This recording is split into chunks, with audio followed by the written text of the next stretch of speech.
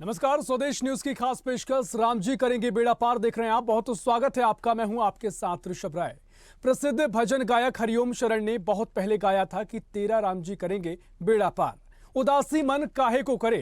तब उनको शायद ये पता नहीं होगा कि सांसारिक माया मोह में फंसे जन सामान्य के अलावा इसका बड़ा असर राजनेताओं पर भी पड़ेगा। हम ऐसा इसलिए कह रहे हैं क्योंकि अब देश और प्रदेश की राजनीति भगवान राम में हो चुकी है। राम को लेकर कभी मझधार में फंसी कांग्रेस के युवा अब पार्टी लाइन से इतर अपनी नई लाइन खींच रहे हैं, जिसमें राम भक्ति की आसक्ति में कांग्रेस भी खुद को दिखाना भी चाह रही है और बताना भी उद्देश्य है। कांग्रेस में राम मंदिर का सीधा असर नजर आ रहा है।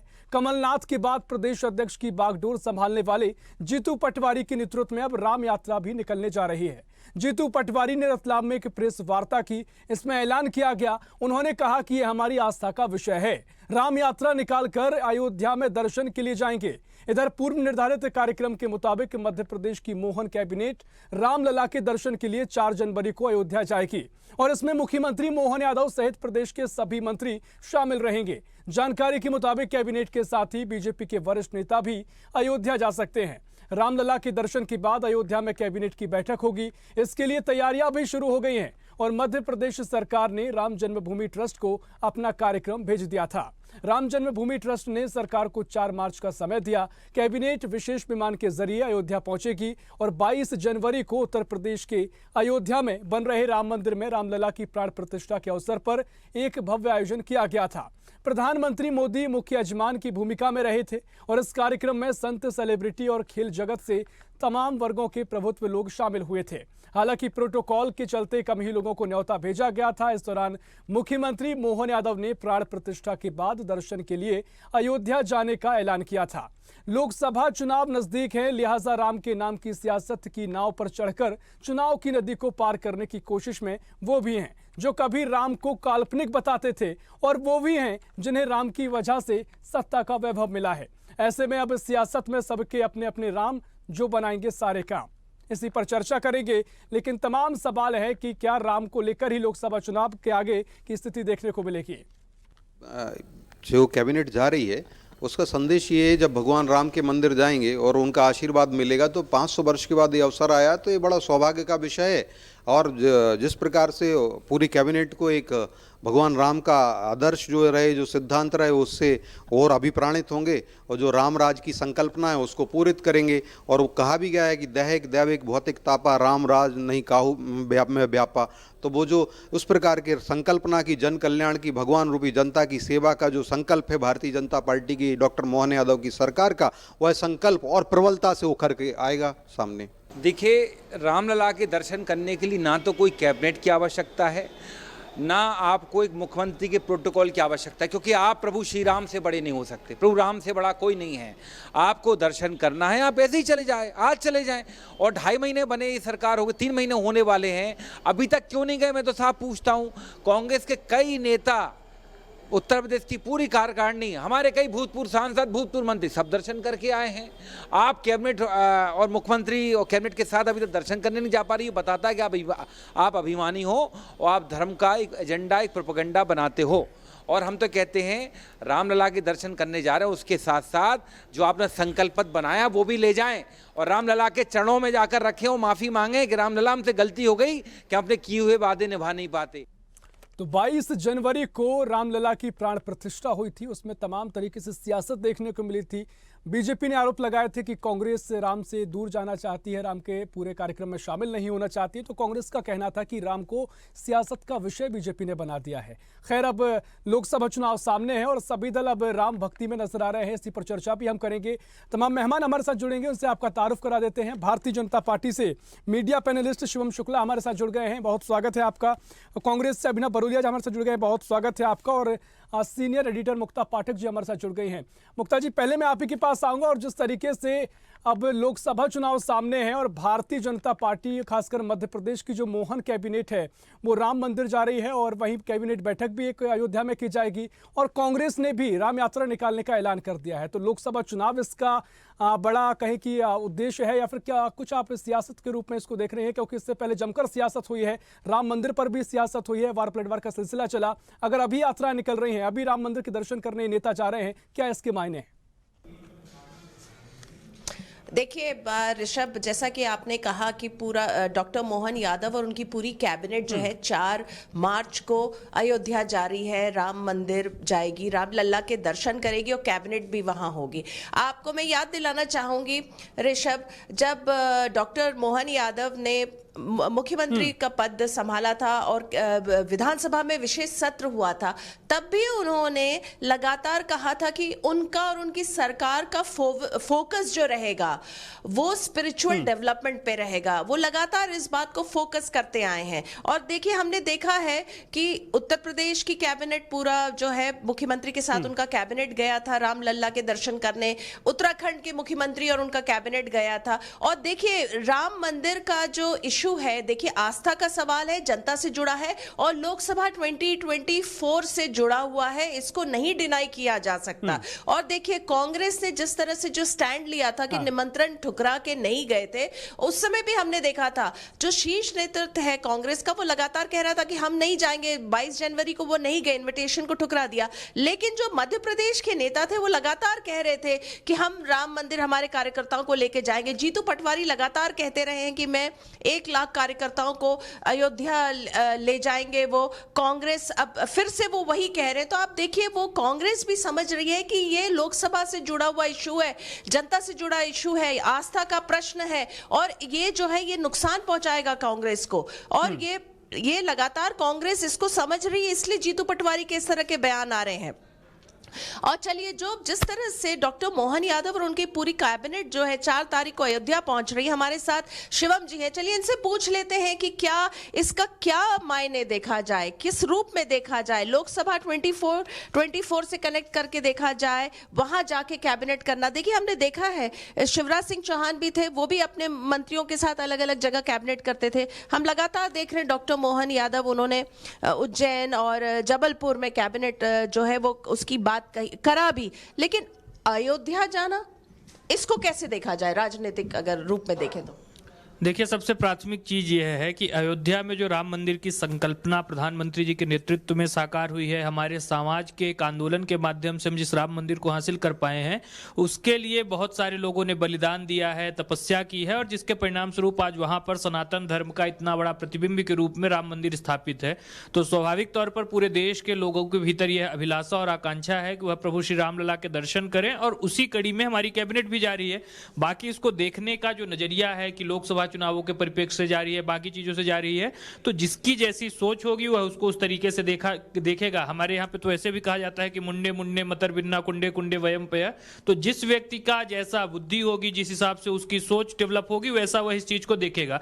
भारतीय जनता पार्टी इस चीज को लेकर के पूरी तरीके से स्पष्ट है कि हमारी कैबिनेट यह पूरी तरीके से नॉन पॉलिटिकल एक जो यात्रा है वह उत्तर प्रदेश जा रहे हैं, वहां भगवान के दर्शन करेंगे। चूंकि हमें शासन व्यवस्था संचालित करनी है तो भगवान का जो एक आशीर्वाद है, ईश्वरीय तत्व जो है, उसकी आवश्यकता भी पड़ेगी और इसके साथ ही साथ जो राम राज्य की संकल्पना है उसको भी समझने के लिए, उसको भी कहीं ना कहीं चरितार्थ करने के लिए हमारी सरकार का प्रयासरत रहेगा और उसी दिशा में सरकार आगे बढ़ेगी। जब वहां पर मंत्रिपरिषद के लोग जाएंगे, माननीय मुख्यमंत्री जी जाएंगे, तो स्वाभाविक तौर पर पूरे प्रदेश के लोगों का प्रतिनिधित्व करेंगे और मुख्यमंत्री जी में वैसे भी पूरे प्रदेश की आकांक्षाएं और अभिलाषाएं समाहित हैं।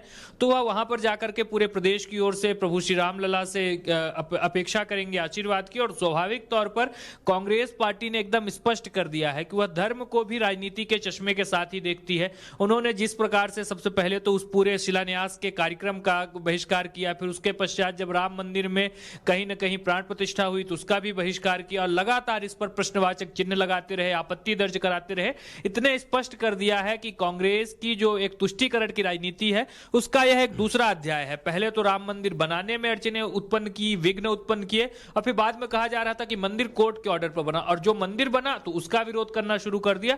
तो यह एकदम स्पष्ट कर रहा है कि जितने भी यह एक प्रकार से वामपंथी मानसिकता से ओतप्रोत राजनीतिक संगठन है, जितने भी तुष्टीकरण वाले राजनीतिक संगठन है, सिर्फ और सिर्फ उनको इस यात्रा से या फिर यह जो प्रदेश की कैबिनेट वहां पर जा रही है उससे आपत्ति है। भारतीय जनता पार्टी पूरी तरीके से प्रतिबद्ध है कि विकास और विरासत दोनों के बीच समायोजन और संतुलन बिठाते हुए दोनों चीजें बराबरी के साथ आगे बढ़ेंगी। हमारे प्रदेश में हम देख रहे हैं कि एक और इन्वेस्टर समिट हो रही है, वहीं दूसरी ओर उज्जैन में तीर्थ के भी अनेकों संभावनाओं को तलाश किया जा रहा है ताकि तीर्थ की दिशा में बेहतर कदम उठाए जा सके और वो अपने आप में वह एक पूरी पैरेलल इकोनॉमी को डेवलप कर सके। तो यह तमाम चीजें शासन तंत्र का हिस्सा हैं।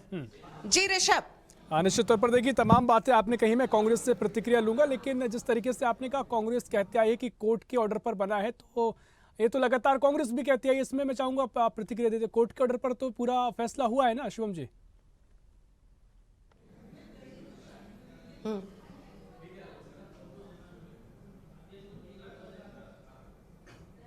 जी देखिए स्वाभाविक तौर पर कोर्ट के ऑर्डर पर हुआ है, लेकिन वह जो बलिदान, वह जो अयोध्या की गलियों में रक्त के छींटे आज भी वहां पर मौजूद होंगे, उन साधु संतों का जो रक्त उस मिट्टी में मिला हुआ है, तो उससे कौन इंकार कर सकता है? जब मुलायम सिंह यादव राम भक्तों के ऊपर, कार सेवकों के ऊपर गोलियां बरसा रहे थे, तो उसको कौन खारिज कर सकता है?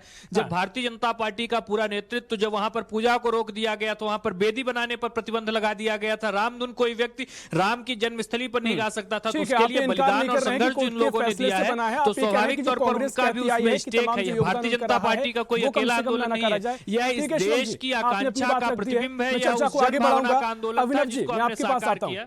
ठीक है शिवम जी, मैं अभिनव जी मैं आपके पास आता हूं। अब कांग्रेस लगातार जिस तरीके से राम लला की प्राण प्रतिष्ठा के समारोह से दूरियां बना के रखी, जैसा कि शिवम जी ने बताया कि आप जब शिलान्यास हुआ था राम जन्मभूमि का, तब भी आपने दूरियां बनाकर रखी, अब कौन सी आपकी राम भक्ति जाग रही है? तो कोई सवाल हुआ ही नहीं आपका, मुझे मतलब ऐसा लग रहा है कि हम हिंदू नहीं है, मतलब हम तो पूजा करते हैं रोज। ये सवाल इसलिए भी महत्वपूर्ण हो जाता है क्योंकि आप ही लोगों ने जो सुप्रीम कोर्ट में कहा था मतलब कि कथा काल्पनिक है, ये सवाल काफी घूमता है। मैं चाहूंगा इस पर भी थोड़ी आप एक नजर डालें। बात बताइए, ये कैसा सवाल हुआ कि पूजा करने की इच्छा जाग रही है? तो हम तो रोज सुबह पूजा करते हैं, लेकिन उस समय पूजा की इच्छा जागना चाहिए थी। पूजा करने की इच्छा की बात नहीं कर रहा, आप अयोध्या जा रहे हैं, राम यात्रा निकाल रहे हैं, ये यात्रा आप पहले भी निकाल लेते। सुप्रीम कोर्ट में जो याचिका में कहा गया था कि राम कथा बर्बाद हो गई। सुनिए तो अभिनव जी सुन लीजिए, आप शुरुआत से ही थोड़ा एग्रेसिव ना होइए।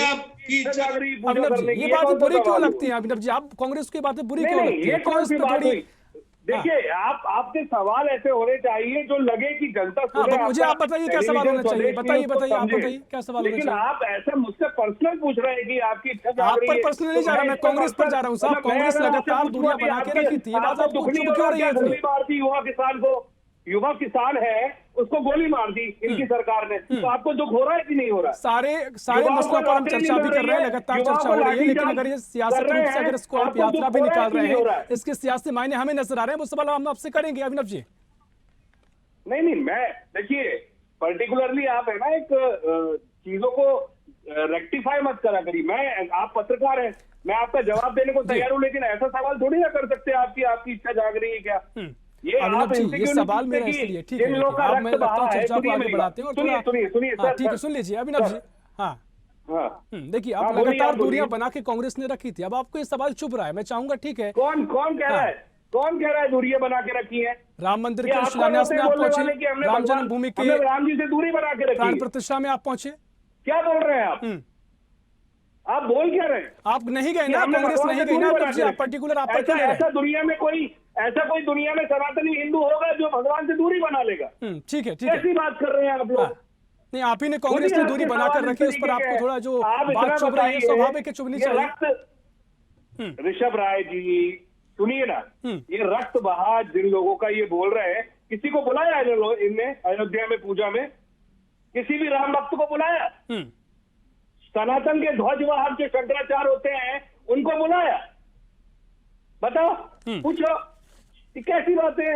नौटंकी इवेंट कर रहे हैं भगवान के नाम पे पूछ के महीने में। आप तो साथ बात कर रहे हैं कि पूछ के महीने में नहीं होना चाहिए, अजीब सी बात कर रहे हैं आप।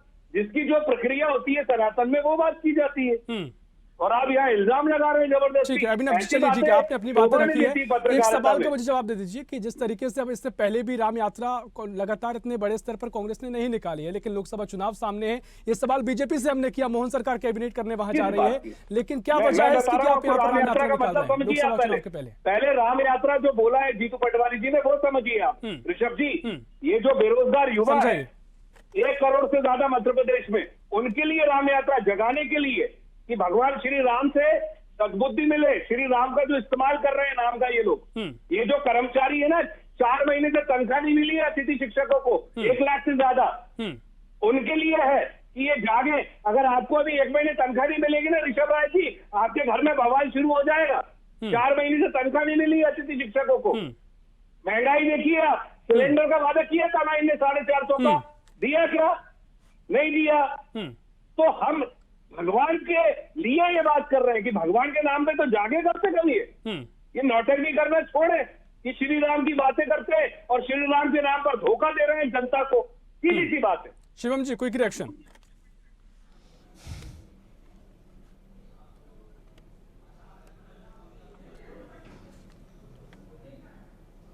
देखिए, क्विक रिएक्शन। सबसे पहली चीज, कांग्रेस के मूर्खतापूर्ण बात करने वाले प्रवक्ताओं को मैं बताना चाहूंगा कि रामलला की जो प्राण प्रतिष्ठा थी उसमें चाहे वह कोठारी बंधु जो शहीद हुए थे अथवा जो विभिन्न कार सेवकों के परिवारों ने शहादत दी थी उनको वहां पर आमंत्रित किया गया था, उनकी उपस्थिति थी और प्राण प्रतिष्ठा का कार्यक्रम प्रधानमंत्री जी के कर कमलों से संपन्न हुआ, क्योंकि वह इस भारत के जो 135 करोड़ जनता है उसके सर्वोच्च प्रतिनिधि हैं, निर्वाचित प्रतिनिधि, उनके द्वारा इस चीज को संचालित किया गया। और दूसरी चीज आपको मैंने शांतिपूर्ण तरीके से सुना, जनता के साथ आपको मैंने शांतिपूर्ण तरीके से सुना। और दूसरा सबसे महत्वपूर्ण बिंदु मैं आपको बताना चाहूंगा, जो शंकराचार्य जी के बारे में भ्रांति फैलाई जा रही है, जो शंकराचार्य जी का मूल पीठ कांची पीठ है, उसके शंकराचार्य ने पूरी तरीके से इस चीज को एकोमोडेट किया और इस बात को स्वीकार किया, उन्हें प्राण प्रतिष्ठा से कोई आपत्ति नहीं। और बाकी शंकराचार्य हमारे लिए आदर का केंद्र बिंदु है, लेकिन हिंदू धर्म में कोई खलीफा की परंपरा नहीं है, कोई पोप की परंपरा नहीं है। यहाँ पर न एक किताब है, न कोई ऐसा एक धर्म गुरु है। हमारे यहाँ पर शास्त्रार्थ की परंपरा चलती है, विभिन्न जो विद्वान लोग होते हैं, विद्वत लोग होते हैं, उनके अलग अलग मत होते हैं, उसको वह सामने रखते हैं और उसके अनुरूप सनातन धर्म अपने आप को आगे बढ़ाता है। यह डिस्कशन और डायलॉग वाला रिलीजन है, यह कोई फतवे वाला धर्म नहीं है। यह जो लोग बात करते हैं संस्कृति को बचाने की, यह लोग तो बता रहे हैं सुबह पूजा करते हैं और शाम को जाकर के सजदा करके आते हैं, टोपी लगाते हैं। तो आप अपने जीवन में इतने डबल स्टैंडर्ड्स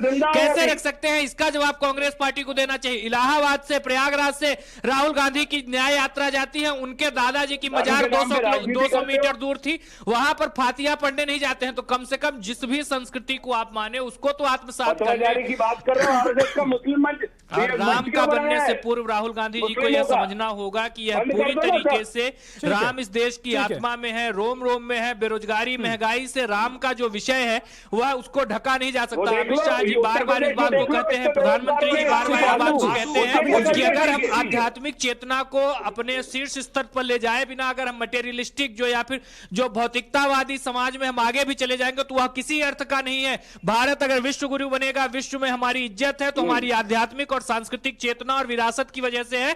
तो उसको संरक्षण देने के लिए, उसको पुनर्स्थापित करने के लिए, उस गौरव को बचा कर रखने के लिए एक सरकार के नाते, एक वेलफेयर स्टेट के नाते जो भी बच पाएगा हमारी सरकार करेगी, बार बार करेगी, चाहे उसके लिए सशस्त्र संघर्ष करना पड़े या एक सरकार के रूप में अपने कर्तव्यों का निर्वहन करना पड़े। हम कांग्रेस जैसे कभी भी राम भक्तों के ऊपर गोली चलाने का काम नहीं करेंगे। हम कभी भी बोलना है। हाँ ठीक है शिवम जी, आपने अपनी बात रख ली। अभिनव जी देखिए, जिस तरीके से भारतीय जनता पार्टी लगातार राम मंदिर के मुद्दे को उठाते आई थी, अपने जो भी घोषणा पत्र में से रखते आई थी और लगातार ये कहती आई थी डंके की चोट पे, जब हमारी सरकार होगी तब राम मंदिर जरूर बनेगा। सरकार आई, राम मंदिर बना, तो अब उस दिशा में वो आगे बढ़ रहे हैं और जनता उनको भरपूर सपोर्ट भी कर रही है। इसमें क्या आपत्ति आपको होना चाहिए? फिर क्यों आप ये कहते हैं कि शासन कमीशन बना दिया है? क्यों लगातार इसको लेकर इवेंट की बातें आप करते रहते हैं? पिछले 6 महीने में सुनिए ना, पिछले 6 महीने में 7 राज्यों में चुनाव हुए, ठीक है ऋषभ जी। 3 राज्यों में कांग्रेस जीती, कर्नाटक में 40 सीटों पे जमानत जब्त हुई, जहां ये जय बजरंगबली बोल के आए थे नरेंद्र मोदी जी। बड़ी हार हारे, तेलंगाना में हारे, हिमाचल प्रदेश में हारे। हाँ, हम एक्सेप्ट कर रहे हैं मध्य प्रदेश में हारे, हमारा वोट शेयर कम नहीं हुआ है, सिर्फ 40%। जनता आज भी हमारे साथ है। तो ये घमंड अहंकार, ये जो भगवान के नाम पे राजनीति करते हैं ना, कि श्री राम को दंड देंगे, इन मूर्खों को दंड देंगे। ना रहा मामूली, उसमें गिरावट देखी गई, सीटें हमारी कम हुई। कर्नाटक में हम उस प्रकार से वोट हमारा वहां पर भी नहीं डिप किया, लेकिन आंध्र प्रदेश की जहां यह बात कर रहे हैं वहां पर हमारा वोट परसेंटेज तेलंगाना में कितना बढ़ा है, इसका जवाब दे। वहां पर जहां हमारी 2 सीटें नहीं हुआ करती थी, वहां आज हम एक मेजर प्लेयर बनकर के उभरे हैं। यह तमाम चीजें इस देश को मालूम है कि भारतीय जनता, ये जिस तरीके से वार पलटवार का दौर फिलहाल अभी चल रहा है, लेकिन क्या कुछ मायने आप देखते हैं अगर इस तरीके से राम यात्रा जो कांग्रेस कह रही है कि तमाम मुद्दों को उठाते हुए बीजेपी को सद्बुद्धियां, इसलिए राम यात्रा कांग्रेस निकाल रही है, और बीजेपी अगर वहां जाकर कैबिनेट की बैठक भी करती है तो कितना फर्क इसका आगामी समय में पड़ेगा? मुक्ता जी।